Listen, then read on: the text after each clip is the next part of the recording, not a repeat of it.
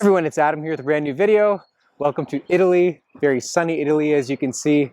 I just came off of a trip to Florence. I'm now in the center of Italy in Molise, one of the smallest provinces in the country. And it's totally beautiful here. And anyways, I've been doing some reflecting on my trip to Florence, and I wanted to give you just a very simple 3 must-dos, must-sees while you're there. Before I get into my top 3, I just want to say that when you get to Florence or any city, I learned this on my trips here. I've been traveling Europe for over almost 2 months now. It's great to just get lost in a city, like just wander.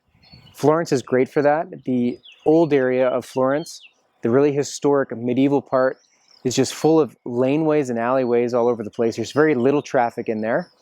It's easy to walk around if you're able to do so. I highly recommend getting lost, finding spots you like. There's plenty of good food. There's plenty of history. Get lost in Florence first, if you have the time, that is, and then, find things you want to check out the next couple days. But if you'd like some pointers, here we go. Number 1. Easily the most dramatic display of Florence's beauty is the Santa Maria del Fiore Cathedral in the Piazza del Duomo. Its beauty really just speaks for itself.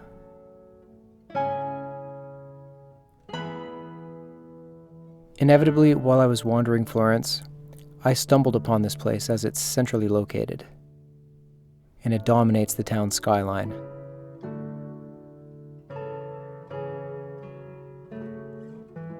It's among the largest churches on the planet, measuring at 500 by 300 feet, built to accommodate 30,000 people.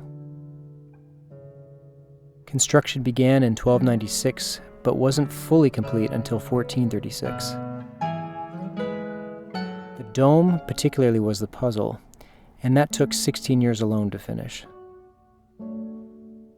The gorgeous, meticulous, and ornate facade, composed of shades of pink and green marble, was redone by a team of Tuscan artists in the 1800s. It's considered a neo-Gothic masterwork.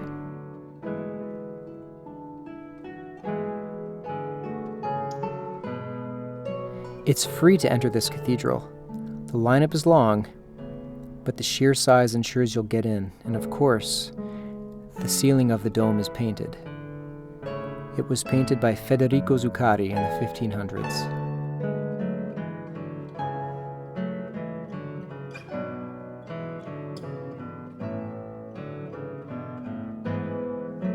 If there's only one sight you see in Florence, make this it.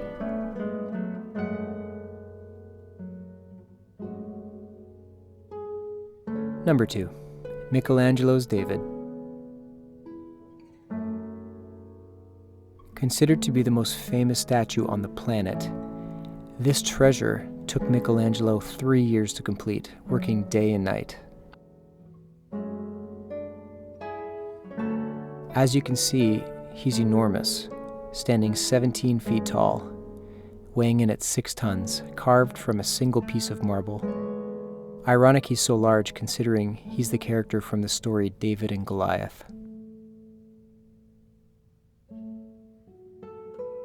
The dedication and care given to this work, and the sheer skill required to pull off such a feat, is something emotionally powerful to be in the presence of.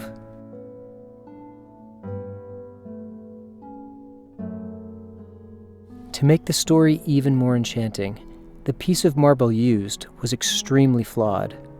Michelangelo's contemporaries refused to even touch it. The space between his legs, as a result, was done in such a way to remove the giant flaw in the rock, while still giving David a natural posture. The unseen tragedy behind Michelangelo's art is that he considered himself to be a very ugly man, so he ensured that everything he created had monumental beauty, something that was foreign to him in his real life.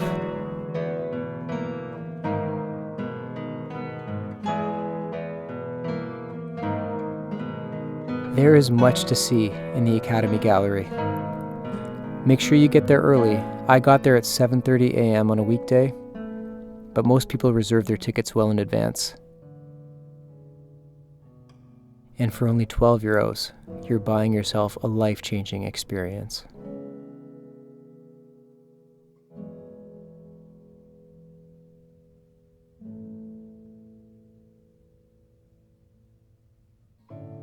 Last but certainly not least, the Piazza del Michelangelo.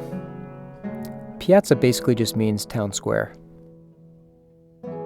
So across the River Arno that runs through Florence, there are less tourists, the streets are quieter, there's less crowds.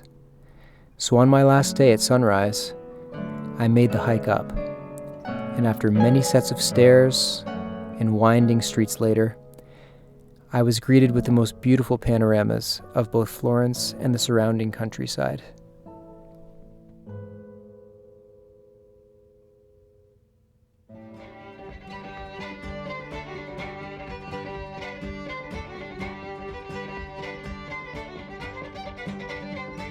And I even got a little rainbow. I've got to say, it was really rewarding now, being able to see all those sights from up high. Florence finally made sense in a different sort of way. Florence is a true treasure, and if you've liked the footage you've seen, I've got big projects planned for all the footage I have of my European travels. Thanks so much for watching, everybody. I hope you enjoyed that video. Feel free to like and subscribe to my channel, and I will see you at the next one. Cheers!